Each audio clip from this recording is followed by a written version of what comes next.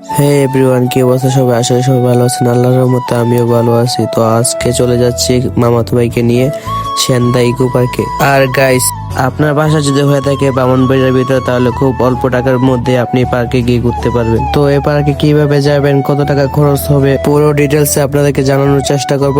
তো সম্পূর্ণ ভিডিওটা দেখতে থাকুন। তো এই ইকো পার্কে যাওয়ার জন্য আপনাদেরকে সবাইকে আগে আসতে হবে রামরেল বাজারে। আপনারা ব্রাহ্মণবাড়িয়া যে কোনো জায়গা থেকে এখানে আসতে পারবেন খুব সহজেই। তারপর আমি আমার মামাতো ভাইকে পাঠিয়ে দিলাম একটি রিক্সা ঠিক করার জন্য। তো আমাদের গাড়ি ঠিক করানো শেষ, এখন আমরা রওনা দিয়ে দিলাম সেনদা ইকো পার্কের উদ্দেশ্যে। তারপর দেখতে দেখতে চলে আসলাম রামরাল কেন্দ্র ঈদগাতে। ঈদগাটা অনেক সুন্দর ছিল আর আজকের ভিউটা অনেক সুন্দর ছিল। গাইস, তোমরা শুধু রাস্তার ভিউটা দেখো, একদম অস্থির ভিউ। তো আমি জানি না আপনাদের কাছে আমার ভিডিওটা কেমন লেগেছে, যদি ভালো লেগে থাকে তাহলে অবশ্যই লাইক কমেন্ট করতে ভুলবেন না। তো গাইস, তোমাদের সাথে কথা বলতে বলতে চলে আসলাম আমরা আমাদের মেইন গন্তব্যে ইকো পার্কে। তো গাইস, একটু সামনে যাওয়ার পরে দেখে এখানে টিকটকাতে মিলন মেলা চলতেছে। পরে আমি এদিকে না তাকাই আমি চলে গেলাম সোজা ইকো পার্কের উদ্দেশ্যে। তো গাইস, ভিতরে গেলাম, কি করলাম সম্পূর্ণ ভিডিও দেখতে পারলে আপনারা বুঝতে পারবেন। আর আপনাদের বাসা যদি বাউন্ডারির ভিতরে থাকে তাহলে আমি বলবো যে আপনার জন্য বেস্ট একটা পার্ক, এটা আমি আশা করি। তারপর গাইস, আমরা দেখতে দেখতে চলে আসলাম ইকো পার্কের মেইন গেটের সামনে। এটা হচ্ছে সেনদা ইকো পার্ক মেইন গেট। তারপর আমি রিক্সা থেকে নেমে সোজা রওনা দিলাম ইকো পার্কের ভিতরে। তো গাইস, আপনাদেরকে একটা কথা বলে রাখি যে ইকো পার্কে ঢোকার সময় আপনাদেরকে 50 টাকা চার্জ দিতে হবে। এখানে আসতে আমার কত টাকা খরচ হয়েছে এটা আমি ভিডিও লাস্টে আপনাদেরকে বলে দিতে পারবো। আপনাদের কত টাকা লাগতে পারে ওইটা আমি আপনাদেরকে ভিডিও লাস্টে বলে দেওয়ার চেষ্টা করবো। তো ভিডিওটা দেখতে থাকুন।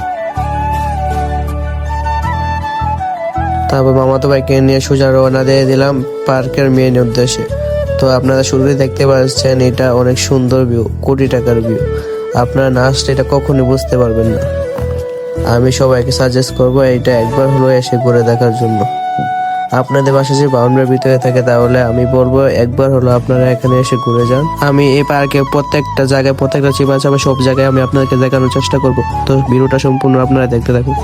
আর গাইস, আপনাদেরকে একটা কথা বলে রাখি যে আমার আগে একটা ফেসবুক পেজ ছিল যেটার মধ্যে আমি আগে ফানি ভিডিও আপলোড করতাম, কিন্তু কিছু একটা সমস্যা হওয়ার কারণে আমি আর ভিডিও আপলোড দিতে পারি না। তো আমি আবার ভিডিও আপলোড দেওয়া শুরু করব। তো আপনারা যারা যারা পেজটা ফলো দিয়ে রেখেছে তাদেরকে অসংখ্য ধন্যবাদ। যারা পেজটা ফলো দেন নাই তাদেরকে রিকোয়েস্ট করবো প্লিজ পেজটা ফলো দিয়ে দিন। আমার পেজের নাম হলো বাংলা বিনোদন। আর গাইস, আমি মনে করি যে আমাদের ব্রাহ্মণবাড়িয়া অবকাশের থেকে এটা অনেক বেশি সুন্দর হয়েছে। আর গাইস, এত সুন্দর একটা তরমুজ দেখে লোভ সামলাতে না পেরে চলে আসলাম টিকটক ভিডিও বানানোর জন্য। এই পার্কটা আপনাদেরকে সম্পূর্ণ দেখাবো, তো আপনারা আমার সাথেই থাকুন। তারপর হাঁটতেছিলাম এমনি সামনে দেখি ও মাই গড, এটা কি? পরে আর দেরি না করে চলে গেলাম এটার কাছে।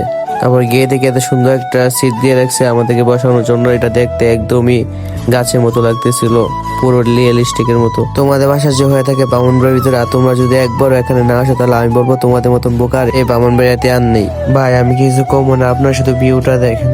তারপর চলে আসলাম আমার প্রিয় 4 এক্স গার্লফ্রেন্ডদের সাথে দেখা করার জন্য, যারা আমার সাথে ব্রেকআপ করার পর মুক্তি হয়ে গিয়েছিল। আর আমার মামাতো বাড়িতে এত বড় কলা দেখে কলা খাওয়ার জন্য কলাকে কষানো শুরু করেছে।